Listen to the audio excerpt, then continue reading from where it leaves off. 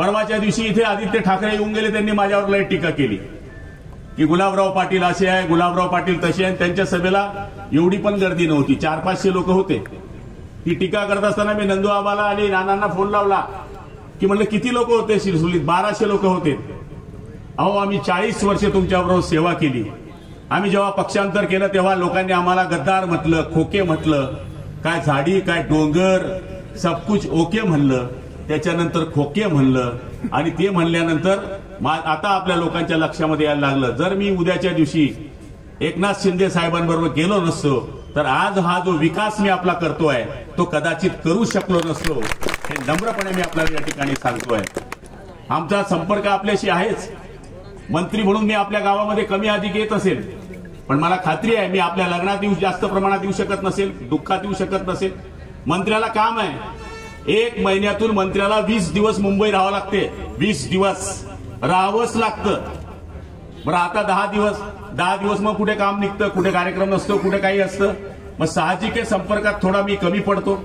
मग आता माझे विरोधक फिरतात, पण मी सुद्धा जरी येत नसलो तर कमीत कमी माझ्या मुलाला मी पाठवण्याचा 100% प्रयत्न करत असतो की मी नाही गेलो बाबा तिथे दारावर, मी नाही गेलो बाबा तिथे लग्नाला, तर कमीत कमी तू जाण्याचा प्रयत्न कर. आणि आम्ही तिथे त्या ठिकाणी जात असतो. माझ्यावर जी टीका केली जाते, काहीच टीका करणार नाही, ते व्यक्तिगत माझ्यावर टीका करतील. माझं तर चॅलेंज आहे, तुम भी 4.5 साल पालक मंत्री थे, हम भी 4.5 साल पालक मंत्री है. तेरा भी कड़ा लगा ले भाई और मेरा भी कड़ा लगा ले. ज्याने जास्त गल्ला दिला असेल हिशोब पब्लिक करेल.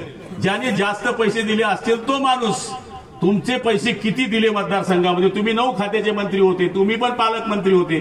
तुम्ही या मतदारसंघाला काय दिलं? तुम्ही या मतदारसंघाच्या शेतकऱ्यांच्या रस्त्यांना काय दिलं?